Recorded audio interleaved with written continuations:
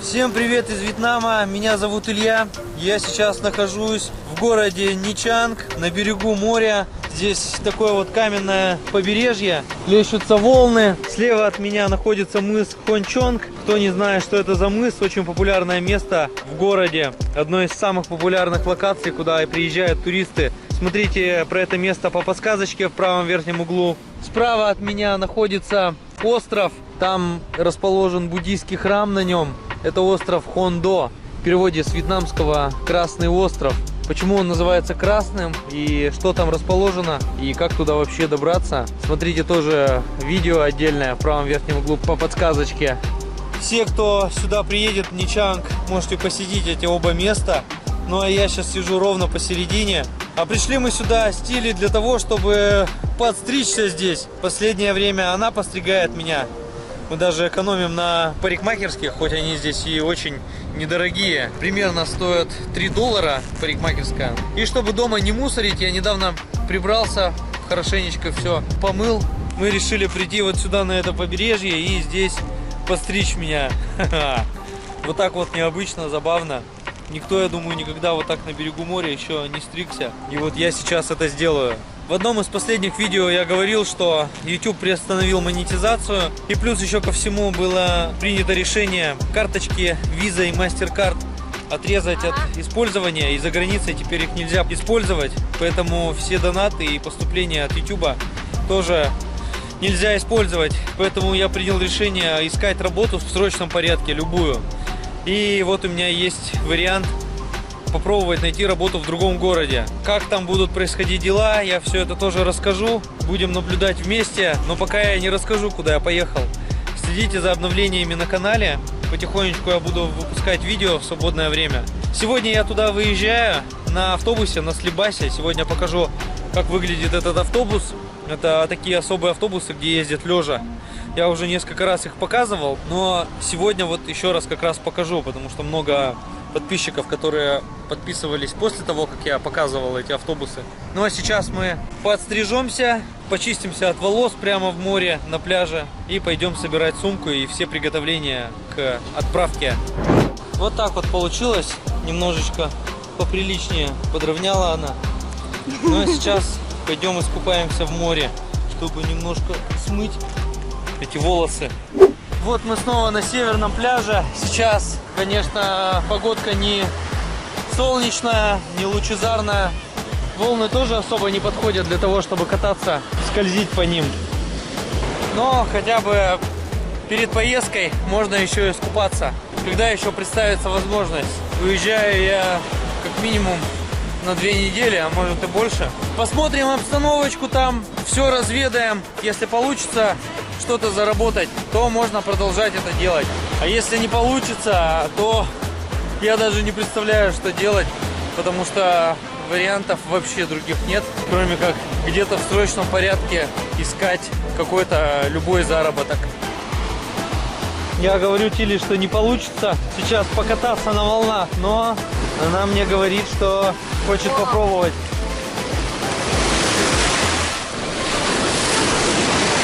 Тилли опять боится, как и в том видео, когда я показывал, когда мы купались в феврале. Данке!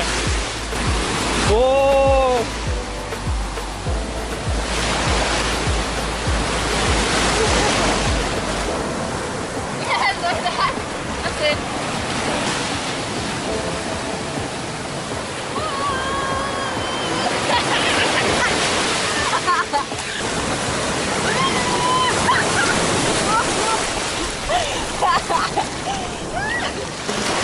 Ладно, убираю камеру и тоже немножко искупаюсь. Кстати, при такой погоде тоже тепло ощущается. Прямо чувствуется, что можно так и обгореть. Ну, тепло, температура около 30 градусов. Я думаю, где-то сейчас 28, наверное. Тепло, хорошо. Даже от того, что солнца нет, на самом деле и лучше. Не так быстро сгоришь. Ну, это для тех, кто приедет из холодной страны, где нет солнца сейчас и снег.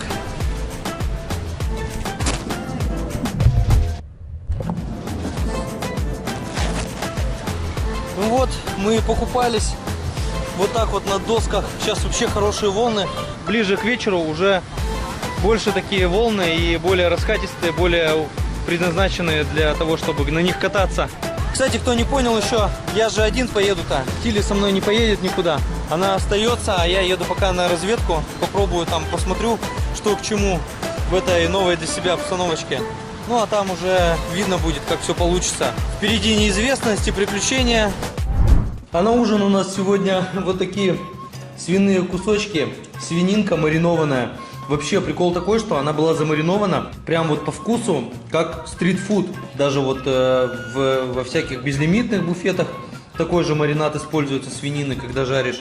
Или когда на улице шашлычки жарятся, то вот именно такая свинина. Рис, капусточку тут Тилли потушила. Причем эту свинину нам принесла подруга у Тилли. Она там наготовила много и принесла нам рыбу и вот эту маринованную свинину свою. К этой подруге мы ходили на свадьбу. Свадьба проходила у них в хорошем отеле Амиана в Ничанге. Я тоже это снимал. Смотрите по подсказке в правом верхнем углу. Тоже на это видео переходите. Кто не видел, как празднуются вьетнамские свадьбы, вот можете как раз посмотреть образец, как это проходит. Они празднуются быстро, собираются, какое-то небольшое шоу, ужин, кушают и не напиваются, все расходятся домой. Не то, что как у нас в России, когда празднуют все по 3 дня, или там вообще неделю можно праздновать любые праздники. Тут все вот так вот, немножко, я бы даже сказал, искусственно. Они собираются, посидели, поприсутствовали, и все, и расходятся. Сейчас мы поужинаем и отправляемся в поездку. Я вообще не знаю, что меня ждет, но надо ехать.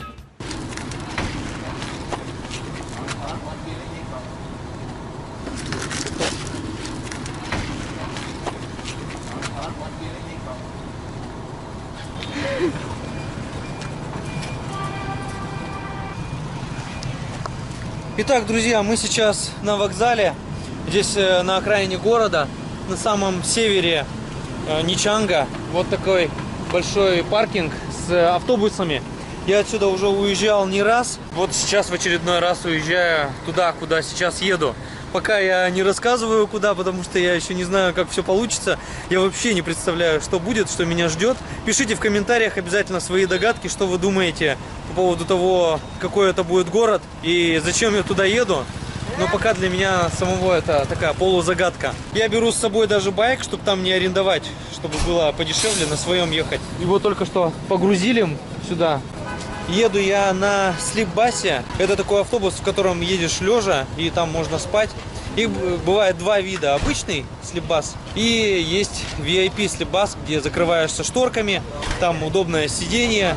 Там, получается, сиденье расположено в 2 ряда. И больше места из-за этого. А в обычных слипбасах в 3 ряда. Ничего не закрыто шторками. Это такие двухэтажные автобусы, вот снизу сиденье и сверху сиденье. Так, сейчас посмотрим. Тилли остается, я еду один. Вот так выглядит автобус. Тут с 2 сторон сиденья. Сейчас я покажу поближе, как выглядит. Дается пакетик, чтобы можно было положить свою обувь. На слипбасе впервые я ездил, когда приезжал впервые во Вьетнам. Я приехал, но я ехал на обычном, на самом простом слипбасе. Здесь, получается, с одной стороны сиденье, посередине еще, и с этой стороны. Никаких вот таких шторок нету, никаких таких приспособлений нету. Здесь даже вот телевизоры, какие-то работают, какие-то нет, но я обычно не включаю. Что здесь еще интересного? Здесь есть розетка. Наушники, чтобы когда телевизор включаешь, можно было слушать. Есть USB 2, чтобы подзаряжать подстаканник. Регулируется сиденье. Вот здесь ручки. Можно поднять вот так сиденье и опустить. Потом регулируется высота. Колени тоже можно регулировать.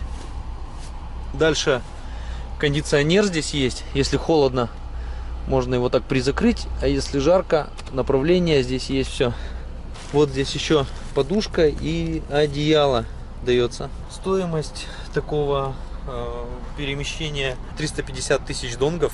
Что здесь самое комфортное, это вот удобно шторочкой можно закрываться. Это реально хорошо.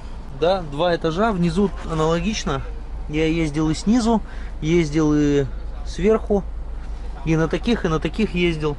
Во многие города можно и на самолете попасть быстро. Можно вот на слипбасах, можно и на поезде еще, кстати, ездить. На поезде я ни разу не ездил, еще во вьетнамских поездах не был. Вроде как люди ездят, вроде как все нормально, но мне пока не довелось там побывать. Сейчас заберемся сюда, вот здесь такая ручка, здесь ступеньки. Ну, по принципу, как на поездах, в плацкартах. По идее, здесь еще должен быть массаж, но он почему-то не работает, не включается. Массажем я этим тоже пользовался, все было нормально. Вот, и закрываемся шторкой. А, вот, кстати, напротив, вот там как раз простой слипбас. Вот эти внутри зеленые, в котором я сейчас нахожусь, а вот те с красным салоном, они имеют посередине еще сиденье, снизу и сверху также, то есть в 3 ряда расположено. И шторочкой там не закрыться никак. Но они такие менее комфортабельные, более дешевые. Там чем отличается, там сидений больше. Там получается ноги упираются под сиденье, уходят впереди сидящего. А тут у тебя полноценные ноги вытягиваешь, как бы ты на своем сиденье, в своей ячейке находишься. А там в полу таком сидячем состоянии, в полулежачем, и ноги у тебя уходят под сиденье впереди сидящего. На самом деле очень так это все получилось быстро, скоротечно и резко. Мне пришлось куда-то ехать, вот так вот собираться и сваливать в поисках, потому что события вынудили на такое. Здесь продается стритфуд. Ну ничего, там где приедем, я еще покажу разные штуки.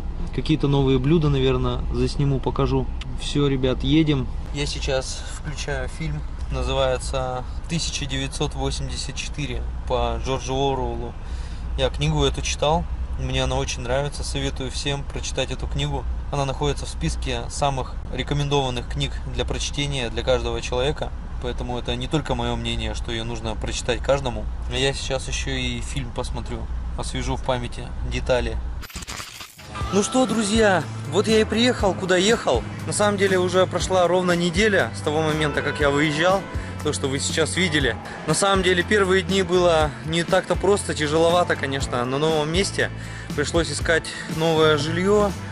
Пришлось первые дни ночевать в отеле. Но мне тут помогли, хорошо, что есть друзья. Я поехал не просто так, ехал к человеку, который меня мог поддержать, немножко что-то подсказать. Я нашел, в принципе, работу, уже подработку. Обо всем я расскажу позднее. Покажу отдельно жилье, какое я тут по итогу нашел. Тилли мне помогла выбрать совсем недорогое жилье. Плюс по работе тоже что-то появилось. Поэтому сейчас я нахожусь здесь, в этом другом городе, не в Ничанге уже. И сейчас у меня время есть покушать, это обеденное время. И сейчас покажу, как здесь на улицах выглядят столовые во Вьетнаме. Во Вьетнаме очень популярная еда на улице, именно стритфуд. Любые кафе на тротуарах можно отнести к стритфуду. И вот очень популярный такой вид столовых, где накладывают тарелку риса и какие-то ингредиенты. Либо несколько, либо один ингредиент. Вот именно тарелка с рисом, с какими-то любыми другими ингредиентами. Других гарниров у них нету, вот именно в таких столовых. Местечки эти называются Ком. Я вот сейчас в таком районе, такой, можно сказать, спальный райончик здесь. Здесь вот как раз такие кафе. И вот одна из таких столовых. Здесь они на разных перекрестках, вот эти столовые. Ком, это рис. Здесь напитки они, кстати, делают. Какой-то чай. Чай очень любят вьетнамцы. И вот здесь выжимают тростниковые вот такие палочки, которые дают очень много такой сахарной водички сладенькой. Вот у них здесь магазинчик, типа как ларьки в России. Можно даже кокосик купить. И вот такая столовая здесь. Вот что мы здесь видим. Рыбка, кусочки рыбы, кусочки курицы жареной, какие-то сосисочки здесь. Курица, ножка вот такая вареная, свинина, рыба, куски рыбы. Вот такая еще какая-то свинина вареная с жиром. Ну и разные тут блюда с соусами. Там и свинина есть, и курица. Какой-то здесь рулет соевый с мясом внутри. Все это с соусом. Вот там блюдо еще, кстати, такое. Яички с мясом или с курицей вместе. Ну, я сегодня поем вот свинину. Это стоит 25 тысяч донгов, как мне сказали.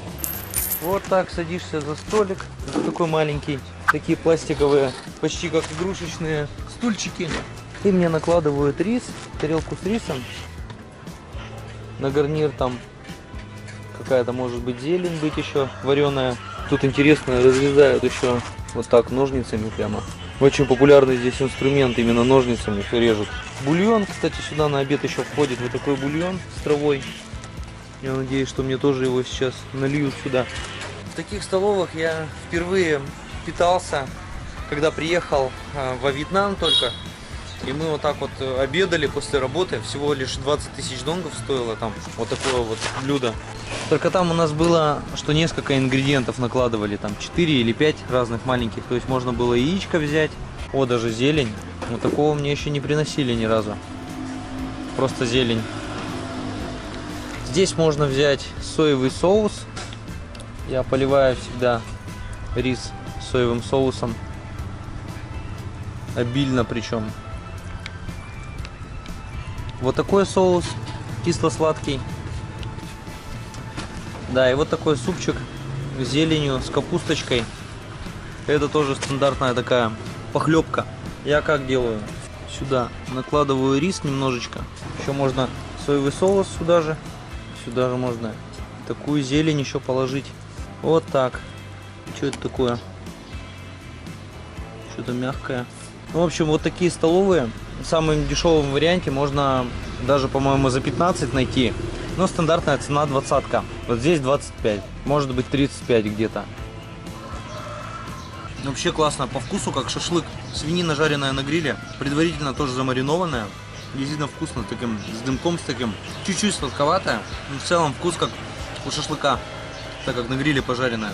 Подписывайтесь обязательно на телеграм-канал, чтобы не потеряться, если YouTube заблокирует. И смотрите другие видео, следующие. В следующем видео я обязательно расскажу, в какое жилье я заселился, где я живу, чем я тут занимаюсь. В дальнейших выпусках буду показывать. До встречи в следующем видео.